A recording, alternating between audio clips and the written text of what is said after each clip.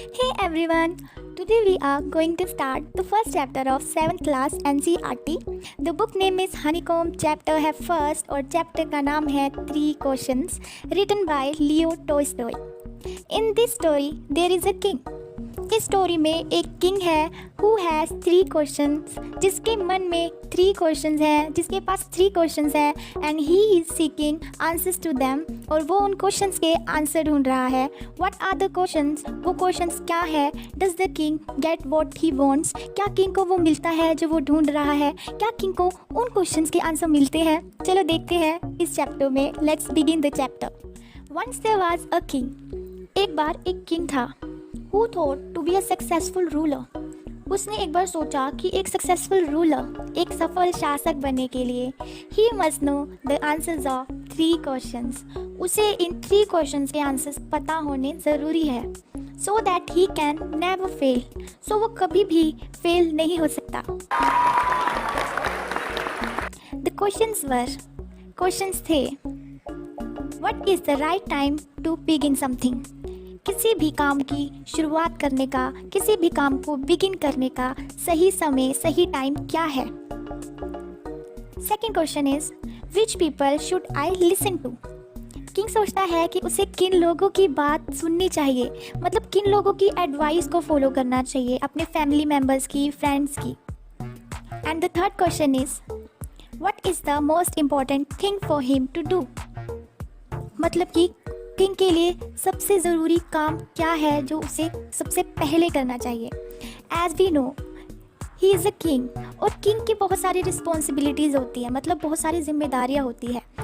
So he wanted to know कि सबसे ज़रूरी चीज़ या काम क्या है जो उसे सबसे पहले करना चाहिए. So for this purpose king sent messengers throughout his kingdom. King ने अपने मैसेंजर्स को पूरे राज्य में भेज दिया. मैसेंजर्स वो होते थे जो मैसेज कैरी करते थे किंग का, मतलब जो किंग के मैसेज को एक जगह से दूसरी जगह पहुंचाते थे. किस लिए भेजा मैसेंजर्स को? To announce a reward for those who could answer the questions. उन लोगों के लिए रिवॉर्ड अनाउंस करने, मतलब इनाम की घोषणा करने के लिए जो इन 3 क्वेश्चंस का आंसर दे सके.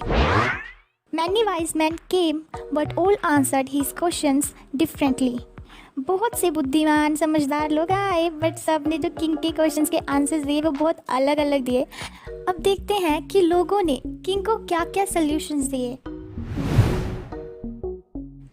फॉर द फर्स्ट क्वेश्चन, पहले क्वेश्चन के लिए पहला क्वेश्चन क्या था? What is the right time to begin something. मतलब किसी भी काम को शुरू करने का सही टाइम क्या है, राइट टाइम क्या है. Some of them felt that the king should follow the timetable. कुछ लोगों को लगा कि किंग को टाइम टेबल फॉलो करना चाहिए so that किंग टाइम को अच्छे से अरेंज कर पाएगा. लोगों का मतलब था कि किंग पहले ही एक टाइम टेबल बना ले और डिसाइड कर ले कि उसे क्या क्या कब कब करना है, किस टाइम पर करना है. For the second question, दूसरा क्वेश्चन क्या था? Which people should he listen to. मतलब किंग को किन लोगों की बात को सुनना चाहिए, किन लोगों की बात को इम्पोर्टेंस देनी चाहिए. Some wise men said that the king should follow his counselors. कुछ लोगों को लगा, कुछ लोगों ने कहा कि किंग को अपने काउंसलर्स को फॉलो करना चाहिए, उनकी बात को इम्पोर्टेंस देनी चाहिए. काउंसलर्स एक ग्रुप होता है लोगों का जो किंग को एडवाइस करता था, किंग को एडवाइस देता था, सलाह देता था. ऐसे ही कुछ लोगों ने कहा कि किंग को प्रीस्ट की एडवाइस लेनी चाहिए. प्रीस्ट चर्च के फादर होते हैं, उन्हें बोला जाता है. उसी तरह कुछ लोगों ने कहा कि किंग को डॉक्टर की बात सुननी चाहिए. ऐसे ही कुछ ने कहा सोल्जर की.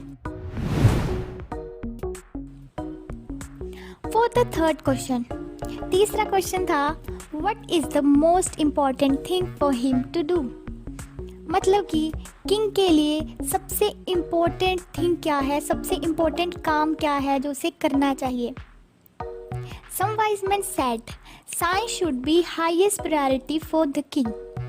कुछ लोगों ने कहा कि किंग के लिए साइंस मतलब कि विज्ञान सबसे पहली और सबसे इम्पोर्टेंट चीज़ होनी चाहिए. While others said religion. जबकि दूसरों ने कहा कि रिलीजन यानी कि धर्म सबसे ज़रूरी चीज़ होनी चाहिए। But their answer didn't satisfy the king. But उनके जो आंसर्स थे उससे किंग है वो सेटिस्फाई नहीं हुआ, संतुष्ट नहीं हुआ। उस मतलब कि किंग को क्वेश्चंस के आंसर्स मिलकर भी नहीं मिले। So the king decided to seek the advice of wise hermit. The hermit lived in the forest. जो हमारा हर्मिट है वो फॉरेस्ट में, जंगल में रहता था।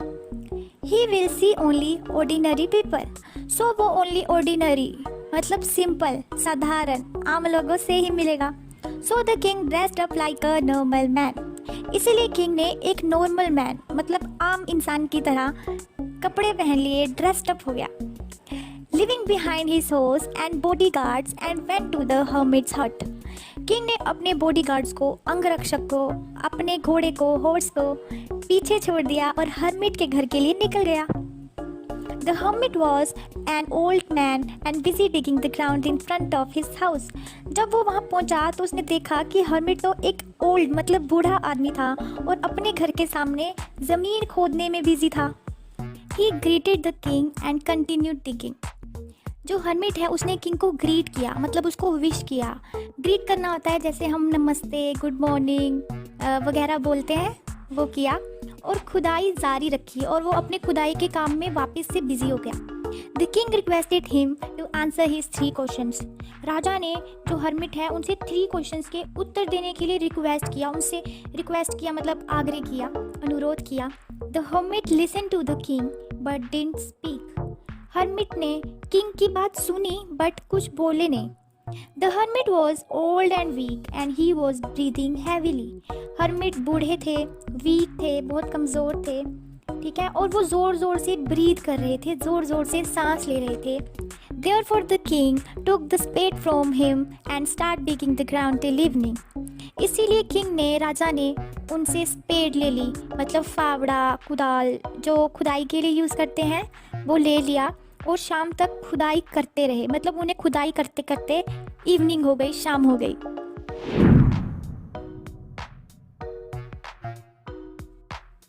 Again the king repeated his questions. King ने फिर से अपने क्वेश्चंस रिपीट किए, फिर से दोहराए। At that moment, someone come running towards the hermit's hut. उसी समय कोई हर्मिट की कुटिया की ओर दौड़ता हुआ आता है। His hands were pressed against his bleeding stomach. उसने अपने हाथों से ना अपने स्टमक को, पेट को दबा रखा था जिससे ना खून बह रहा था, ब्लीडिंग हो रही थी। He reached the king. He fainted and fell on the ground. वो किंग के पास पहुंचा and then unconscious, बेहोश होकर नीचे जमीन पर गिर पड़ा। The king dressed his wound. King ने उसकी ड्रेसिंग की, उसकी मरहम पट्टी की, उसके जख्म की। The king and hermit carried him into the hut and laid him on the bed. King और हर्मिट ने उसे कुटिया के अंदर ले गए और बेड पर लिटा दिया। In the morning, when the king opened his eyes, he saw. जब सुबह किंग ने आंखें खोली तो देखा the wounded man asking for forgiveness. जो घायल आदमी है वो उनसे माफ़ी मांग रहा है। He told the king that he wanted to kill him. उस घायल आदमी ने, wounded man ने किंग को बताया कि वो उसे मारना चाहता था। Because the king had killed his brother and seized his property. क्योंकि किंग ने उसके भाई को मार डाला था और जो उसकी सारी प्रॉपर्टी है, संपत्ति है, पर अधिकार कर लिया था। He wanted to kill the king while returning from the hermit's place. वो साधु के घर से लौटते टाइम किंग को मारना चाहता था। But the king's bodyguard recognized the enemy and wounded him. लेकिन जो राजा के बॉडीगार्ड्स थे, अंगरक्षक थे, उन्होंने एनिमी को, दुश्मन को रिकॉग्नाइज कर लिया, पहचान लिया और उसे घायल कर दिया। He would have died if the king would not have helped him. अगर किंग ने उसकी हेल्प ना की होती तो वो मर जाता। He regretted his thoughts of killing the king and promised to be his faithful servant. उसने किंग को मारने के अपने थॉट्स को, विचारों पर रिग्रेट किया, अफसोस किया, पछतावा किया और उसने किंग का फेथफुल मतलब वफादार सर्वेंट मतलब सेवक बनने का प्रॉमिस किया। Listening this, The king forgave the man and returned all his property. ये सब सुनकर किंग ने ना उस आदमी को माफ़ कर दिया और जो उसकी सारी प्रॉपर्टी है वो उसे वापस कर दी. The king then went to look for the hermit who was sowing seeds in the beds that they have dug the day before. King hermit को ढूंढने गया जो उस समय क्यारियों में सीड्स मतलब बीज बो रहा था जिसे उन्होंने एक दिन पहले ही खोदा था. The king repeated his questions. King ने फिर से अपने क्वेश्चंस को रिपीट किया.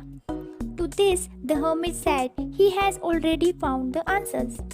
हर्मिट ने कहा कि उसे तो पहले ही इन क्वेश्चंस के आंसर्स मिल चुके हैं.